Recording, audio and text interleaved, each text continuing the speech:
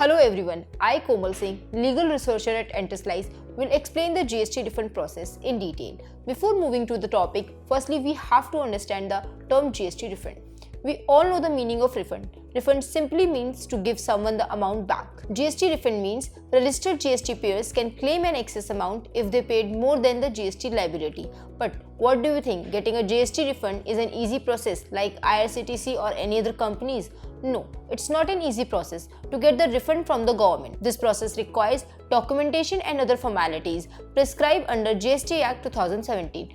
So, in this video, we will discuss about the provision of CGST Act and CGST rules about refunds, steps involved in refund process, document required, GST refund cannot be claimed in which circumstances. Let's start with the heading Provision of CGST Act and CGST Rules about refund. As per Section 54, Clause 1, the taxpayer can apply for a GST refund, interest or any other excess amount paid within 2 years from the date of invoice in the prescribed form GST RFD-01. Section 54, Clause 2, multilateral financial institutions, specialized agencies of the UN, foreign consulates or any other notified person can claim for refund of paid GST in entering supplies within the 2 years from the last day of the quarter in which the goods were received. Section 54, Clause 3. GST payers can apply for a refund and unused input tax credit at the end of stipulated tax period only for the supplies which cost zero and made without paying GST or when input tax credit complied due to heavy tax rates. Also, a refund is not allowed for exported goods subject to export duty. Section 54, Clause 4. To apply for a GST refund, the taxpayer has to submit the required documents in a prescribed manner. Section 54, Clause 5. After receiving the application for GST refund, if the GST officer verifies and approves the GST refund is due, then the GST department will issue an order for the refund and credit the amount. Steps involved in a GST refund process. Taxpayers must apply for a GST refund to the designated tax body.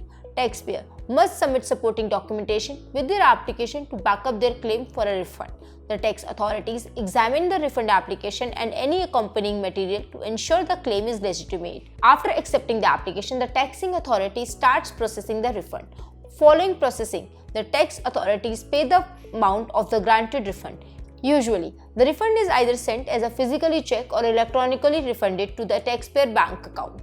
During the refund procedure, the tax authorities may contact the taxpayer to discuss the application progress, additional needs or potential problems. Now, let's discuss document required for the GST refund.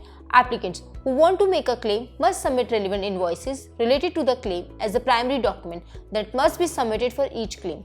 The required bank realization certificate proving receipt of payment in foreign currency should also be supplied if the reimbursement is issued due to the export of services, except for the statement of invoices. The authorized officers will have to endorse validating the receipt of such goods or services in the SEZ and submit it along with the other papers. If the provider claims a Special Economic Zones Unit, the Special Economic Zone Unit must also provide a declaration confirming that the ITC for the tax paid by the supplier has not been claimed. There are some circumstances in which GST refunds cannot be claimed.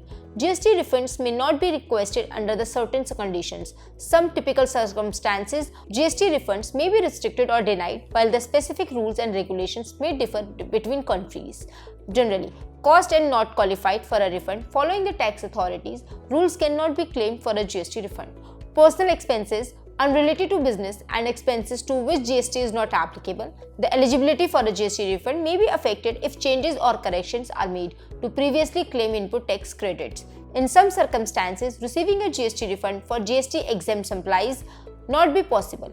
Exempt supplies are items or services expressly excluded from the scope of the GST tax. As a result, GST refunds may not be available in such cases. Tax authorities set a minimum amount below which GST refund requests are not permitted. This means the taxpayer can only request a refund once the total amount of accrued refund surpasses the appropriate level. Refunds that fall below that amount might not be handled. Claiming GST refunds may be forbidden for some actions or transactions.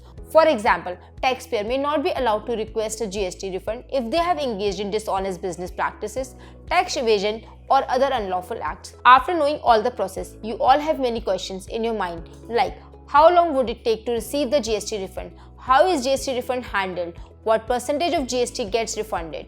who is eligible for a GST ITC refund, etc. So, no issue, I am here to answer your all questions and clear all doubts. Refunds must be approved within the 60 days of application receipt if all requirements are met. According to what's stated on GST R1, the GST site transmits export information to IceGate. Provisional refund of 90% of the amount claimed for zero-rated supply. A registered person may submit a refund claim for unutilized input tax credit. We have covered a detailed GST refund process in this video. Still you have some doubts or require any other additional information or assistance related to GST refund, feel free to reach us on the number given below and our team of experts will assist you with the best remedial solution. Thank you for watching the video.